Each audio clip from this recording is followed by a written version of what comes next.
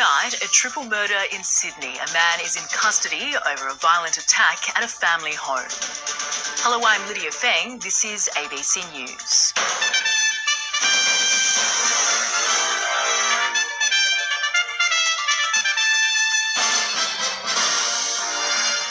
A man is charged with the murder of 5-year-old Kumanjai little baby near Alice Springs. An election promise at risk of breaking. Labor looks to overhaul housing tax perks to favour younger voters. New eyes in the sky. Dozens of shark drones set to patrol beaches across New South Wales. And the Knights snapped a 3-game losing streak, beating the Rabbitohs in a Newcastle thriller.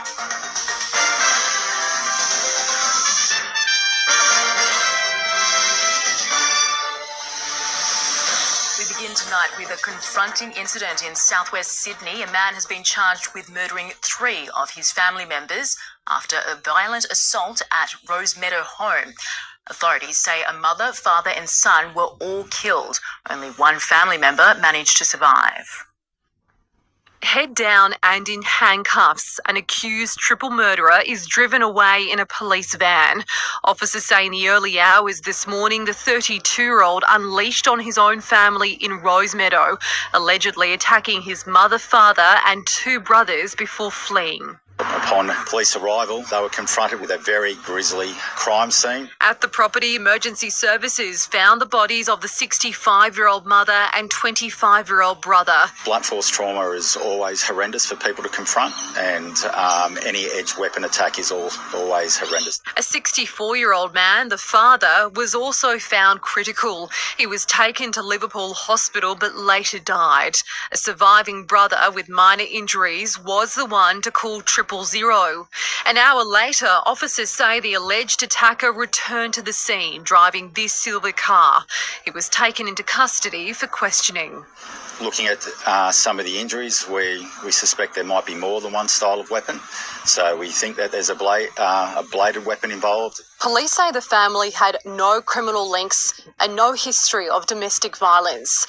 They're investigating whether drugs or alcohol played a role. I just know that there are 3 brothers and mother and father. One of them was troubled. The neighbours are quite friendly here. There is a school here. There's a lot of kids riding on the bikes. The 32-year-old man has been charged with 3 counts of murder and 1 count of attempted murder. He'll face court on Monday. Victoria Pengilly, ABC News, Sydney. And following this story, if you or someone you know needs help, please contact 1-800-RESPECT by phone or their website. Police have charged a man with the murder of 5-year-old girl Kumanjai little baby after her suspected abduction from a town camp in Alice Springs. Her grandfather has issued a fresh plea for the community and politicians to respect this period of grief, and for families attending vigils to consider wearing pink in memory of their little girl. And a warning for Aboriginal and Torres Strait Islander viewers: this story features the image of a person who has died, used with the permission of her family. As the family of Kumanjai little baby grieve and remember, and tributes overwhelm her town, the wheels of justice begin to turn. This morning, I can announce that yesterday evening, Jefferson Lewis was formally charged. The 47-year-old man charged with 1 count of murder and 2 other offences which cannot be named for legal reasons. The charges have been made and the man will face the court. We must now let the justice system do its work. The family again pleading for respect during this difficult period of grief. We ask that everyone, Yapa and Karia, are together in respecting this time of sorry business and mourning. A message for everyone, from community members to politicians. I also ask all our politicians, leaders, to be respectful of this sorry time. We too need to work together on this, on many issues facing our people and communities here in Central Australia. But our little babies passing must not become a politician issue. The Alice Springs community has really come together to support the grieving family. On Monday, a sea of pink, Kumanjai little baby's favourite colour, will cover the desert town as an annual streetcar parade goes ahead with her family's approval. I think they were conscious of the fact that this is a family-friendly children's event, and it just shows the absolute generosity of spirit of this family as they deal with the absolute worst. The family's also planning a vigil next week. And we encourage the parents of the little kids, little baby children, to come and to wear pink, because pink is the one that we will remember of the little baby queen of ours. A time to grieve and respect the journey of a tiny spirit on its path to her ancestors. Grace Utter, ABC News, Alice Springs. Northern Territory Police have also begun arresting those involved in looting Alice Springs businesses last Thursday. The evening, Jefferson Lewis was arrested. Police have released CCTV from the night and have asked for anyone involved to come forward. They say so far they've calculated around $200,000 worth of damage to businesses across Alice Springs. What you will see in this footage is not people processing grief in relation to the death of baby Kumanjai. What you will see is not people trying to practice traditional law.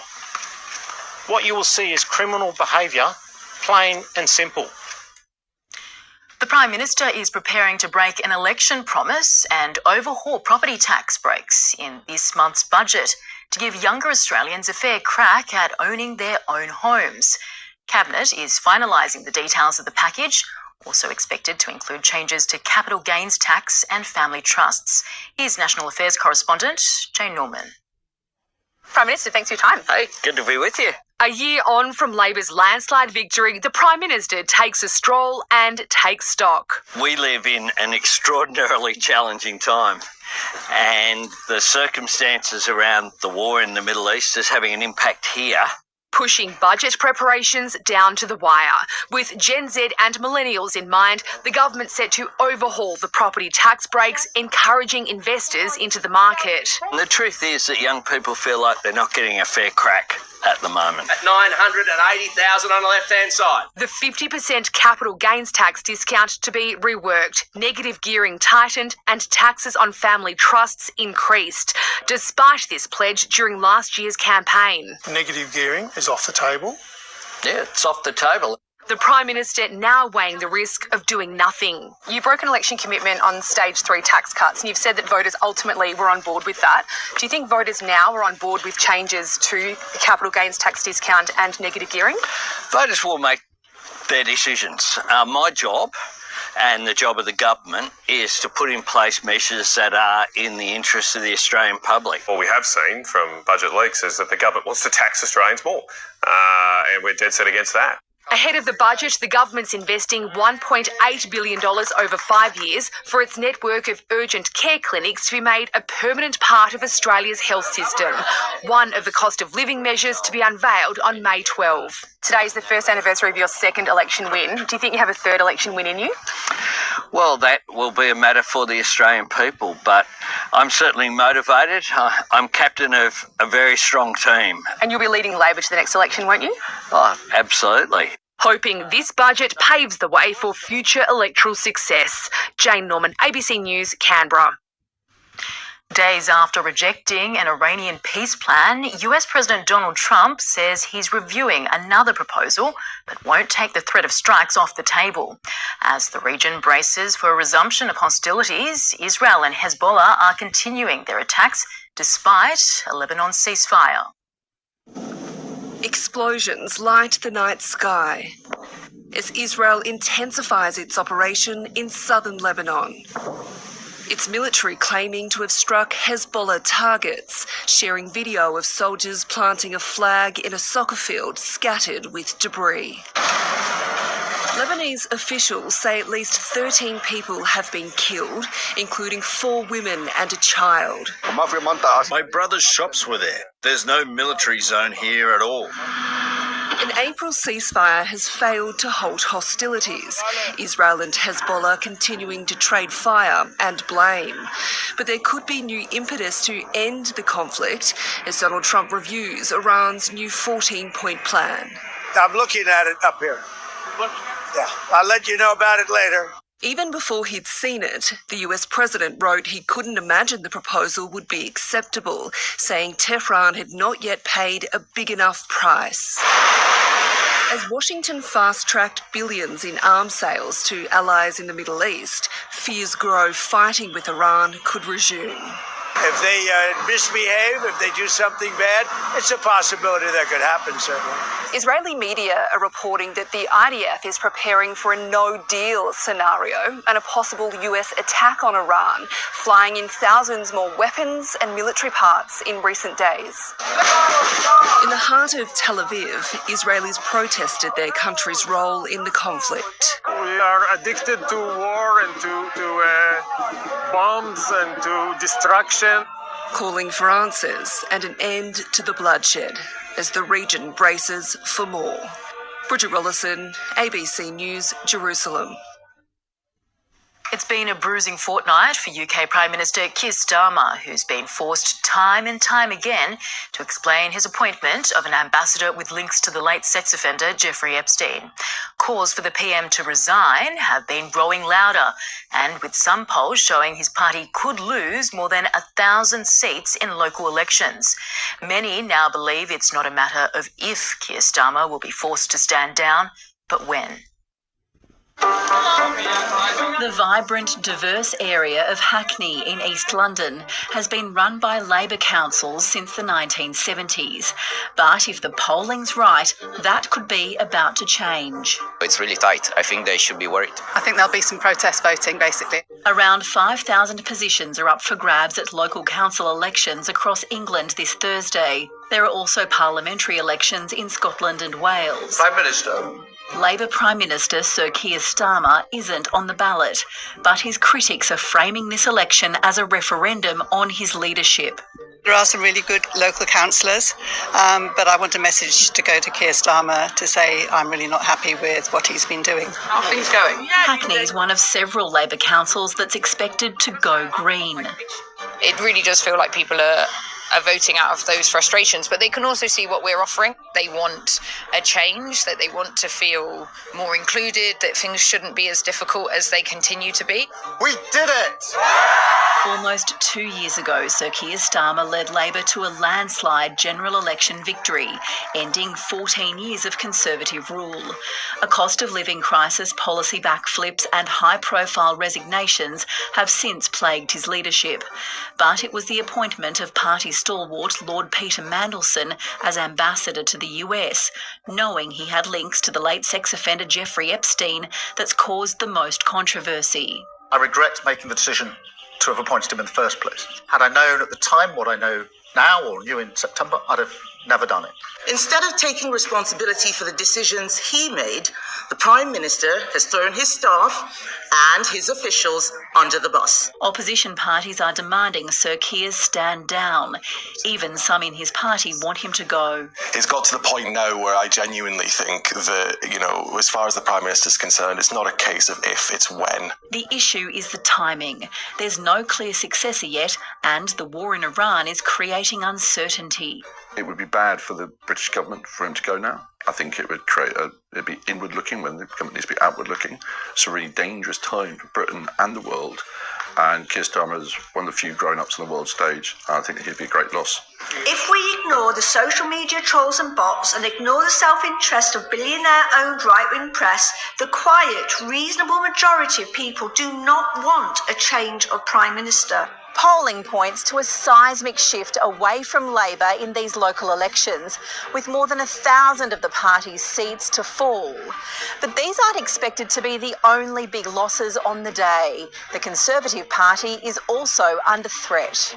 There is a really interesting thing happening here where this is not just about Keir Starmer or the Labour Party. This is about a kind of move away from establishment parties in the UK. The right-wing Reform UK party, led by anti-immigration campaigner Nigel Farage, is polling strongly. It's not racist to defend your way of life. That, ladies and gents, is called patriotism, and that's what this movement is about. Reform's expected to make big gains across the UK in traditional Tory seats and, crucially, in working-class Labor strongholds. Reform UK is a vote to get your country back and to stand for what you believe in. The voters in these areas can deliver a decisive blow, and a blow that would mean Starmer would be out of office by the end of May. Isn't that worth fighting for? The PM's in fight mode too. If he can't win back support, the UK could be facing the prospect of a sixth Prime Minister in 7 years. Zoe Ford, ABC News, London.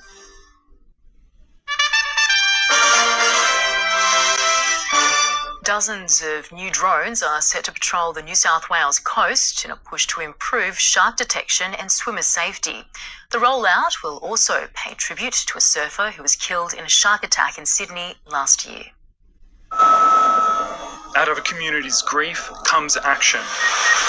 It's been 6 months since Mercury Salakis was fatally attacked by a shark. If there was a drone in the sky that day, Mercury will still be with us.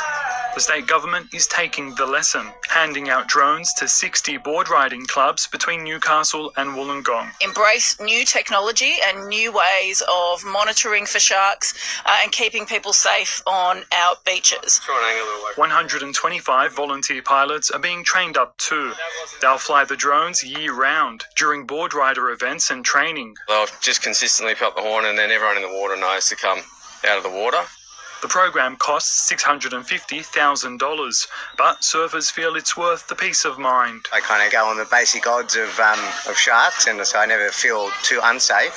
But certainly with kids and things like that, I welcome any additional safety measures. The view of the drones now, they can see so clearly into the ocean. So I think it's going a good step for the safety of other surfers. These drones will fly at Sydney's northern beaches before the program expands to the city's south. When they take to the sky, it'll be with a message commemorating the surfer whose legacy they carry on. These drones represent progress. They represent the lives that may be saved. But there could be more progress due to artificial intelligence. They've kind of nailed the AI detection side of it. Now what we've got to get is we've got to take what we call the processing side of it. Another bet on technology to make the waters safer. Tony Ibrahim, ABC News, Sydney. 2 years on from the state government's crackdown on youth crime, the remote town of Moree is showing signs of improvement. Figures released this week show youth crime there has been going down, with new initiatives still being rolled out. Politicians, police and public servants have all been frequent visitors to Moree over the past 2 years. Now they're returning with some good news. 30% drop in property crime as a whole. Break-in enters down 22% over the past 3 years. Car theft has fallen incredible 50%. Following a spike in youth crime, the state government rolled out a program involving stricter bail laws, extra resources and more direct engagement. New statistics show there's been a 25% drop in the number of young people charged. The welcome news coincides with the recent launch of a long-awaited youth bail program. Well, I think it's a great initiative, and I think it will, potentially go towards, reducing that repeat offending. This is Marumali Walai, which translates to Healing Camp in Gomeroi. It's an $8.7 million facility designed to house teenagers who are on bail with no safe home to go to. They don't have somewhere that's positive to go. Maybe this is the thing that could actually change their life. Despite a drop in youth offending, the dial on adult crime hasn't moved. In the past 20 years, there's been almost no change in the local rate of violent crime. Moree ranks second in the state for the number of domestic violence offences. We know it takes time. This has been generations of problems in the making. Locals say they still need more support. We've got to work with families, with children, especially in times of crisis. We know about all the disadvantages that Aboriginal people have. Racism comes at the top. If you truly listen to those who are most affected by it and look at long-term investment into the regions, then we might see some key changes that we're really hoping for in terms of outcomes. A community turning things around. Genevieve Blandon-Deschalain, ABC News, Moree. Despite months of share market volatility sparked by the war in Iran, major tech giants are bucking the trend, riding the wave of the artificial intelligence boom. But as Alan Kohler explains, the exponential surge is putting huge strain on power grids as the promises of future profits and growth run into the reality of finite physical resources. Well, a great financial mystery of our time is how come the American share market is at a record high and well above where it was on the day before the Iran war began, when the International Energy Agency has said it's the biggest oil shock in history. Well, actually, it's not really a mystery. Share market investors look at future profits first, then they read the newspapers before going back to the profits. So look at this graph of earnings forecast revisions this year compared to the average. The Iran war has coincided with an incredible third wind of the AI boom, once again led by the big 8 US AI businesses: Alphabet, Microsoft, Nvidia, Amazon, Meta, Palantir, Broadcom and Oracle. They're just leaving the rest of the US market and the rest of the world in the dust again. 4 of them reported quarterly earnings last week: Meta, Microsoft, Alphabet and Amazon. They made total profit of 151 billion US or 213 billion Aussie for the quarter. 40% more than every listed company on the ASX combined. And they don't even make semiconductors, which have also gone vertical this year. Now, this doesn't really look like a bubble. The use of AI is actually growing exponentially among individuals asking questions and chatting, and companies employing AI agents to either improve the productivity of human staff or replace them. It means the sale of tokens, which are the units of AI, mainly by the big 3, Claude, ChatGPT and Gemini, are being measured in quadrillions now. A quadrillion is a million billions. Now, I couldn't find a graph of that, but this one shows that in 12 months, the tokens per request have more than doubled, and there are a lot more requests now. The other way to measure it is electricity consumption, since AI tokens are really just electricity converted into non-human thought using maths. Power is actually a limit on AI growth now, as is water to cool the chips and space for the city-sized data centres that are going to start being needed. But for the moment, limit is not in the share market's dictionary, and nor is the phrase the biggest energy disruption in history.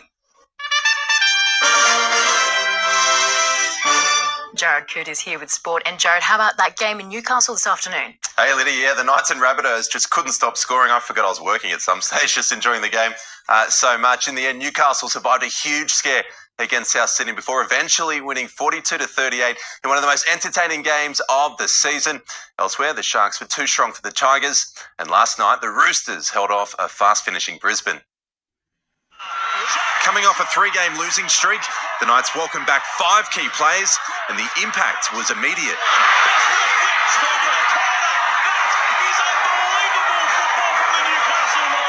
Newcastle finished with 5 first-half tries, but then the momentum flipped. Suddenly, Newcastle looked lost, and South Sydney appeared to have stolen the win with their 5th try of the second half. But down by 2, the Knights finally found a way. Newcastle team goes up big, it's the final way! Troy Mooney scores! Defence wasn't a highlight of the match until the final seconds.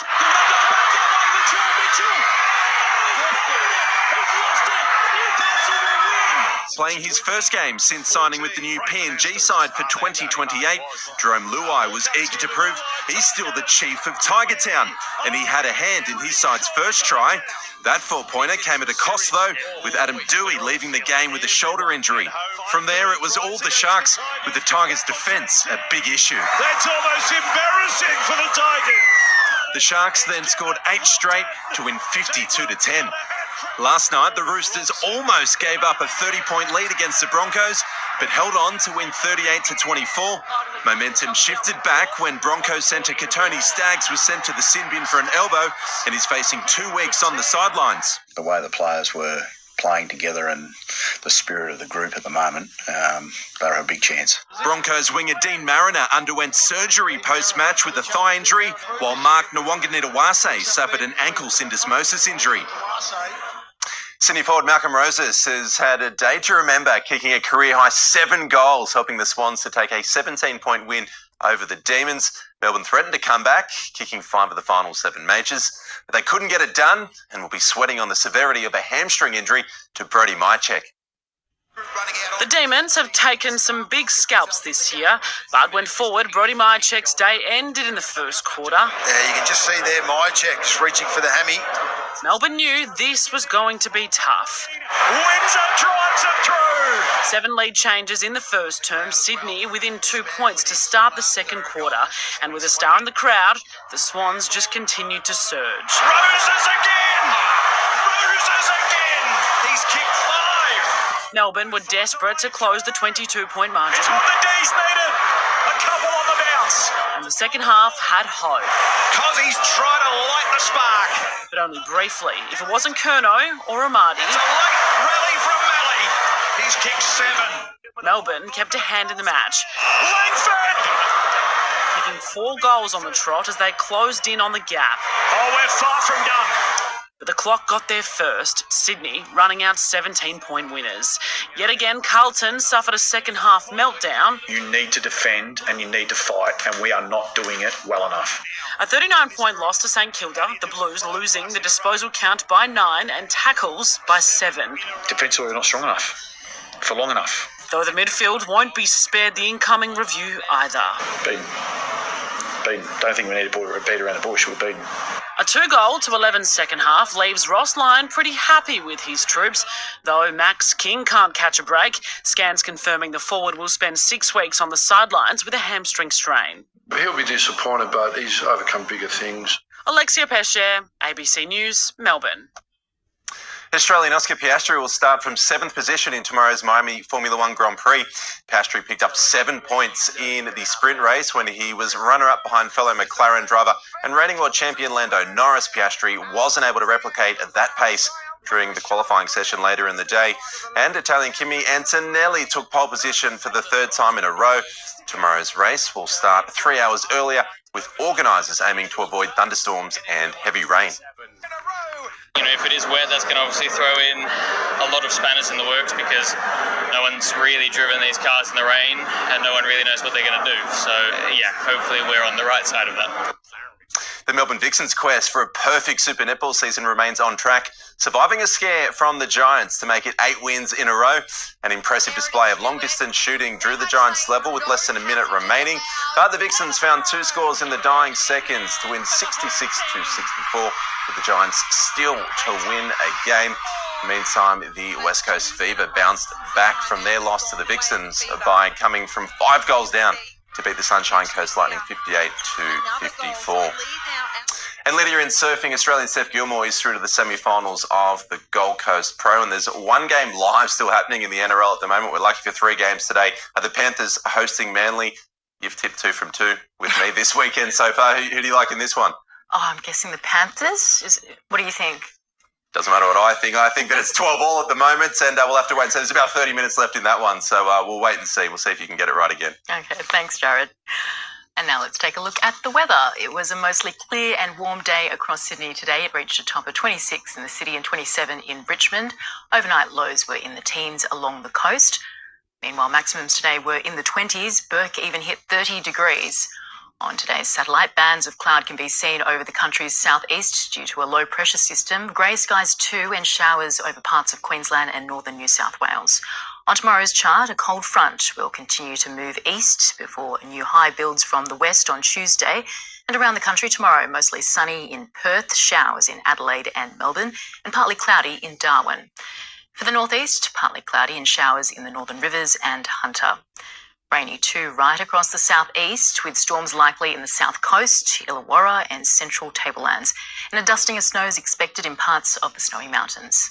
To the west, mostly sunny in the far west, rain and storms expected in the rest of the region. Off the coast, seas up to 2.5 metres, winds up to 30 knots. It'll be a rainy start to the day in Sydney tomorrow, with the chance of a storm in the afternoon. It's expected to reach a top of 25 in the city and 17 in Katoomba. The sun will rise at 6:30. And further ahead, it'll be dry for the rest of the week. Sunny on Tuesday, a top of 25 degrees. Fine again on Wednesday, then partly cloudy on Thursday. It'll be a bit cooler on Friday, with maximums hitting just 19 in the city and 18 in the west, before a slightly warmer weekend. And that's all from ABC News. Enjoy the rest of your evening.